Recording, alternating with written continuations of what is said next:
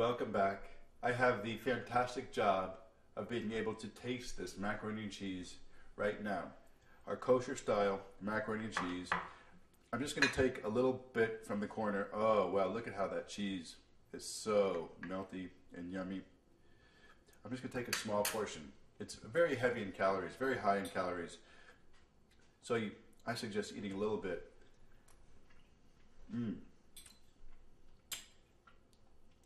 This is an amazing recipe. Kids and adults alike will enjoy this for its creamy texture. Don't mind me while I eat with my mouth full.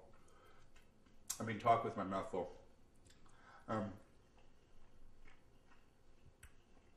It's different. It's lighter. The cottage cheese helps keep it light from the goat cheese. And I know I said to eat a small portion, but I might have to go for a large portion. It's just really good. Wow. Kosher style macaroni and cheese.